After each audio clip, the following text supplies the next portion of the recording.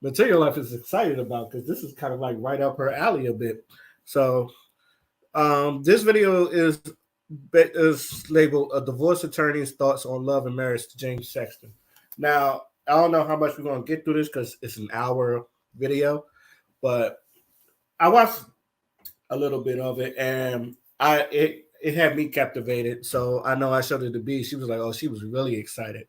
What are you expecting out of this video, B? I just want to get a lawyer's perspective about the whole situation, especially since he deals with it so common, since it's family law. So that's something he always sees. So I want to get his aspect, or like, what does he think? My thing is just like, how do they feel usually when they're going through this and they see so many divorces happen?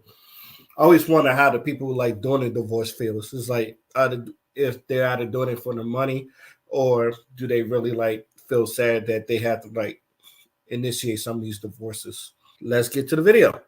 I had a period of time after my divorce where I was hear really ambitious when it came to women, but then it felt like a job. Like it felt like a job after a while, where I was like, God, it's like enough. It's kind of enough, you know. Like it's like when you've eaten so much that you just go like, ugh. I got that way with pussy. Like it really was like I just had enough. Like it was fine. I was like, this is great, but well, when you're in your 20s or 30s, maybe your libido is strong. No, it makes you insane. Yeah. I was not. I definitely was. As we age, we mellow.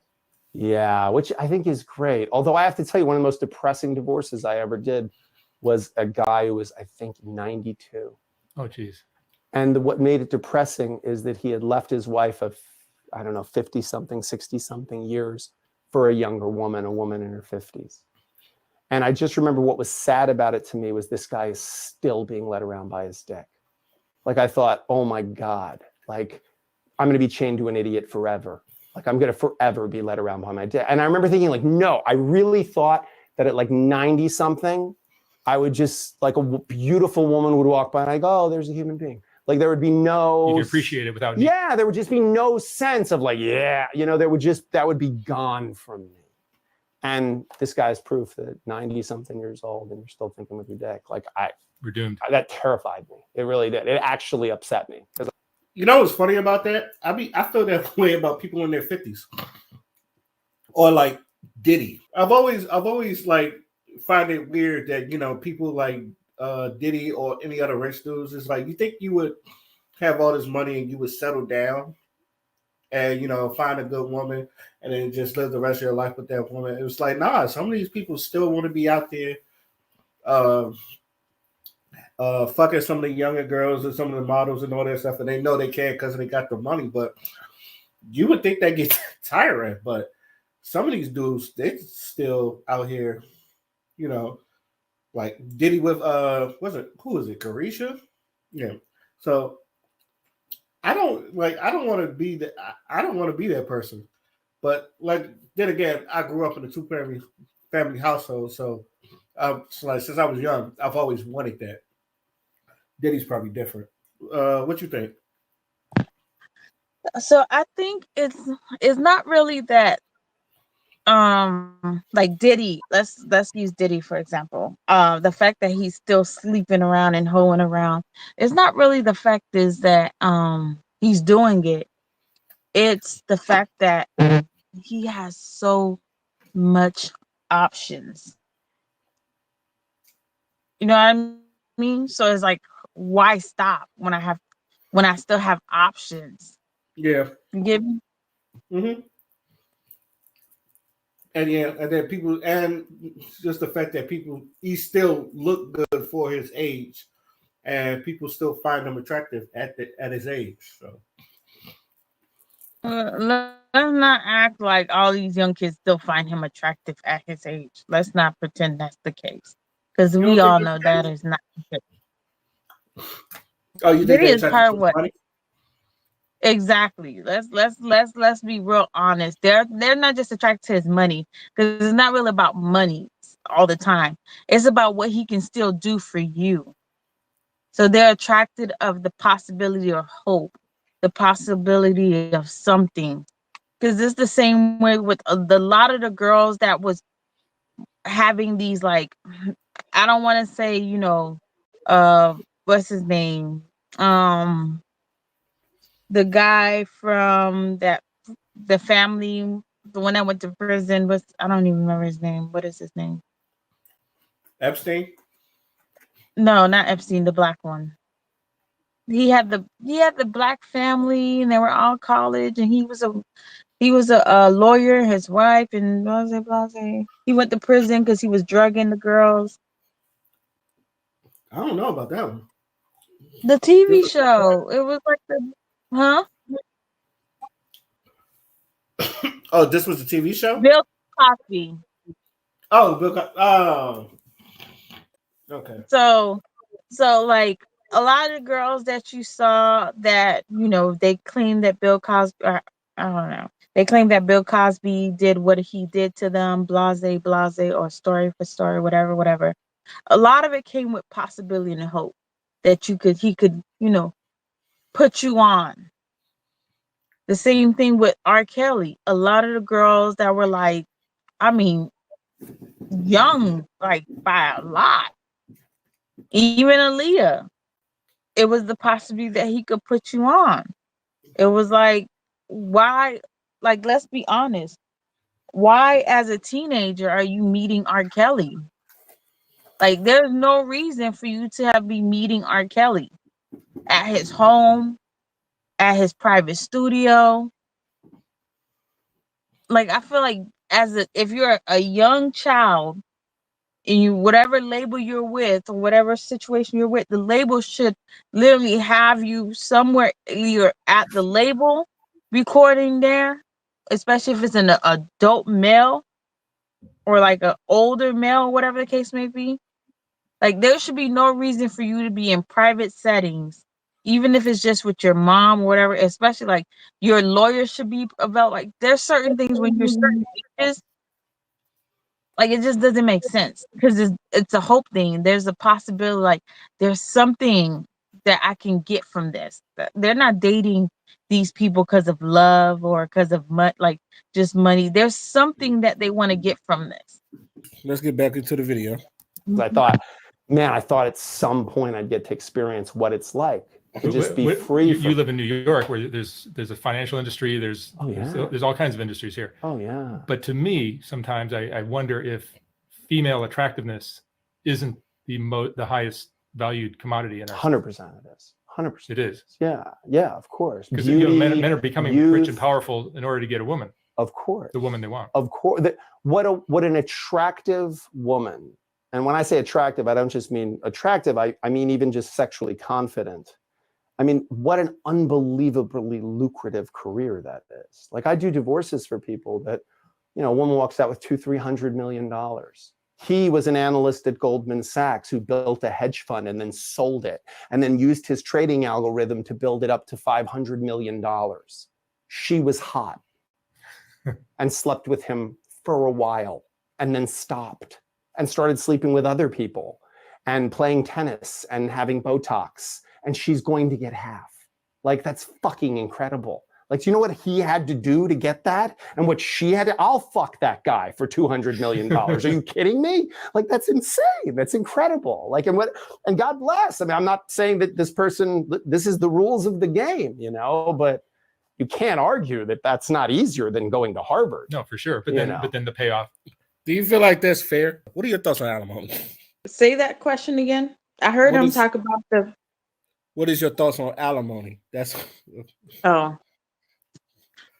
So for me, alimony.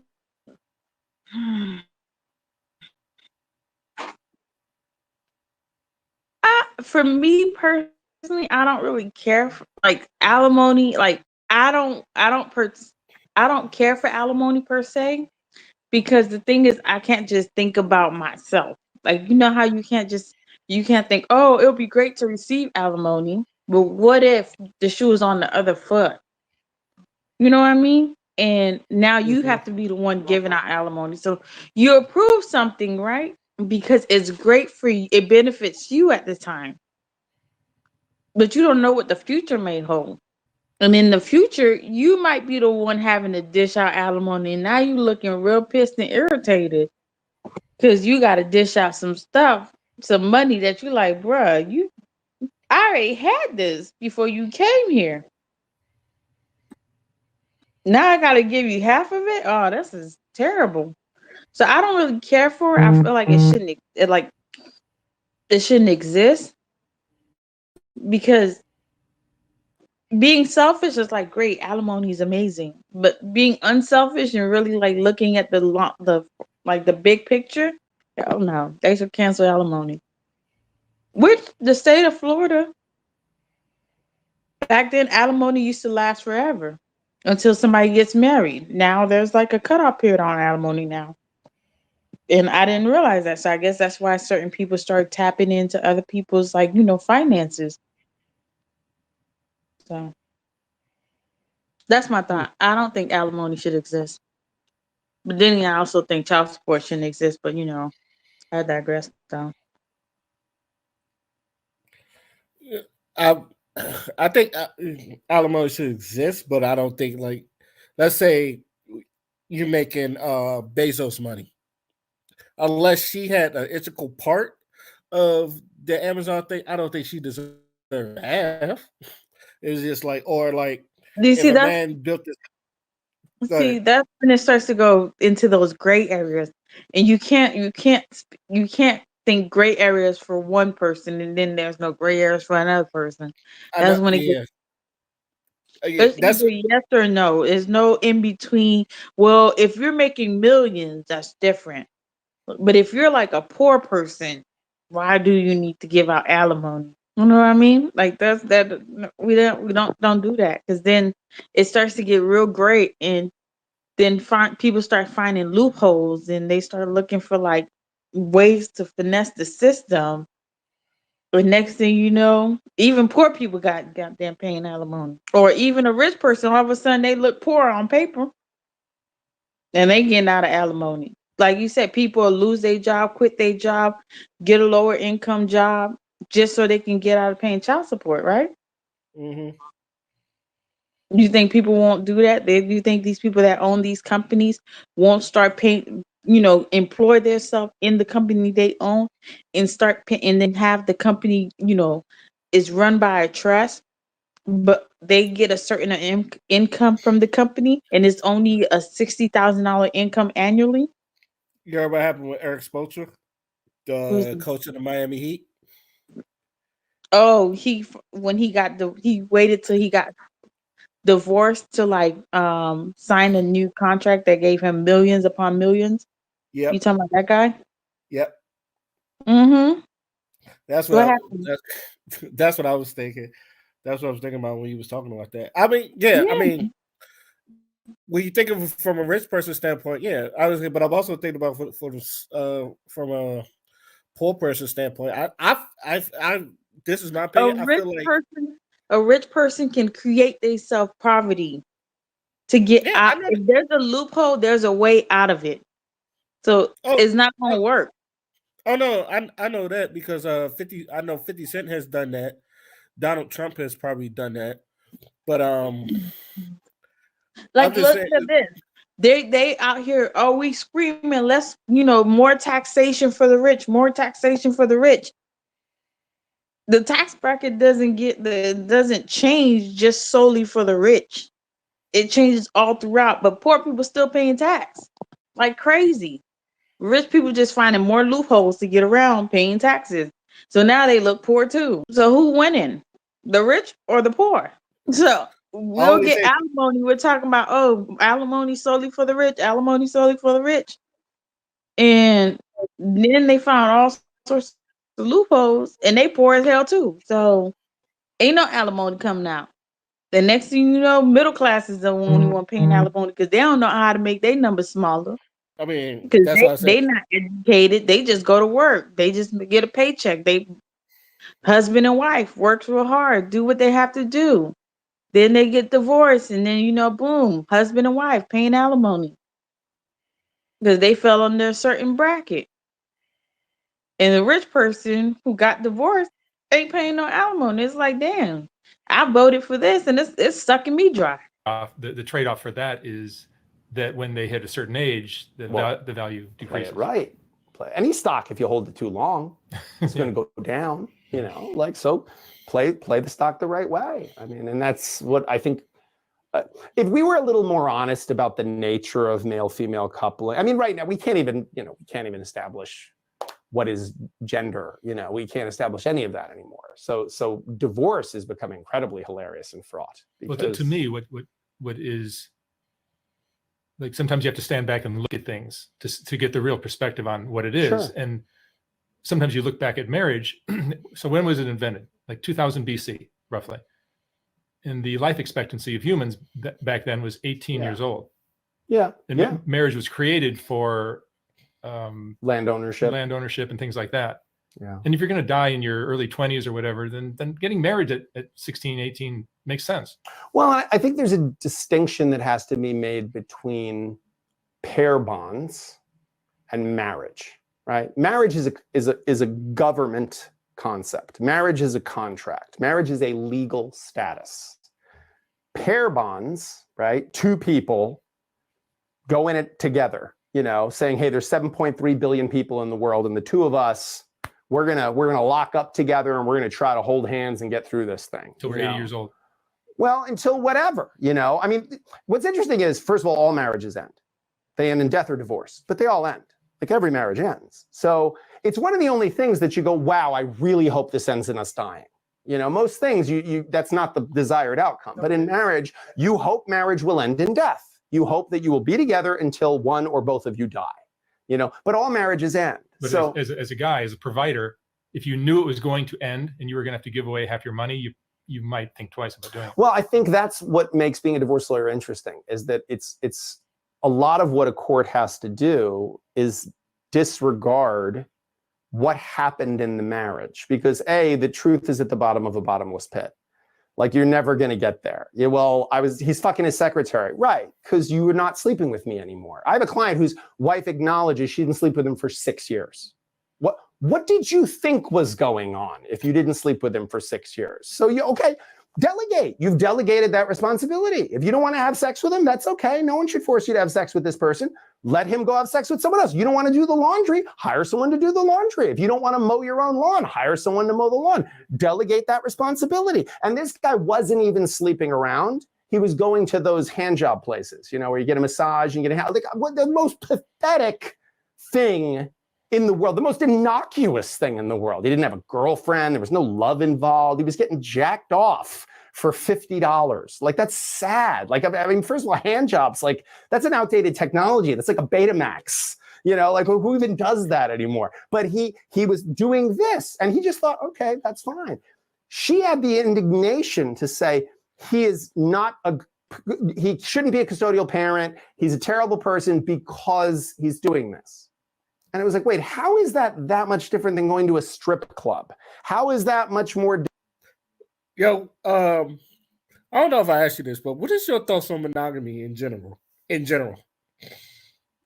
What do you mean monogamy in general?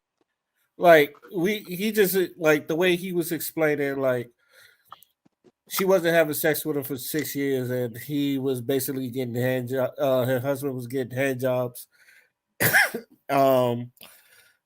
And you know, they're at a massage parlor, and you know, most people, when it comes, obviously, he did delegate the job to somebody.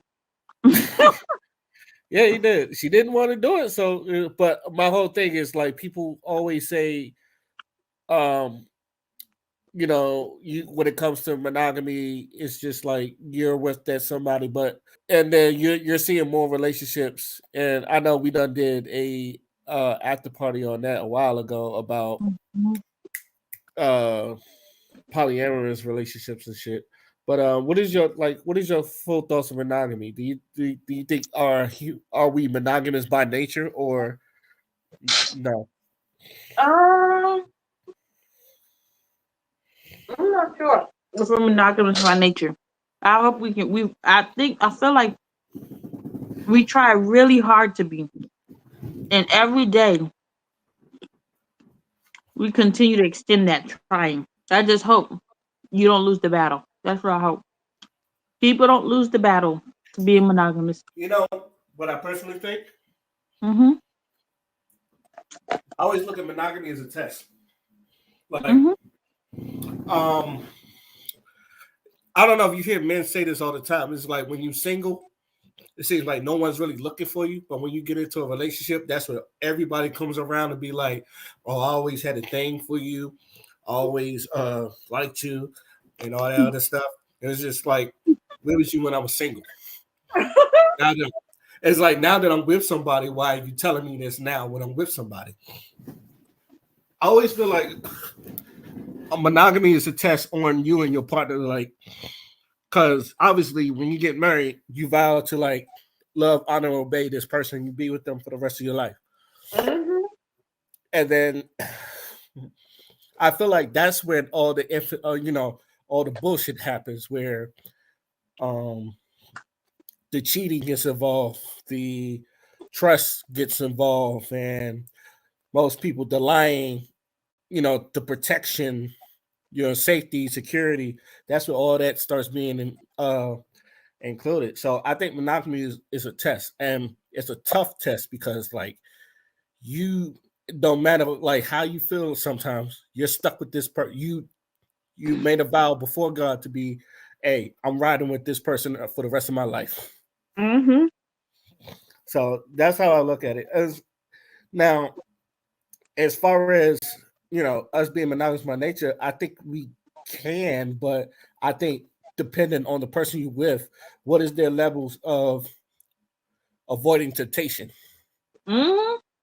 And that's and I feel like that's what people overlook because it's just like if you know your man used to be a sex addict, there's no reason for you to be surprised if you catch him fucking another chick because he's probably never like beating that addiction out of him. Like he wants to have sex, and if he knows that sometimes you don't want to give it up, and which is as a woman you have the right to say no, I don't feel like it.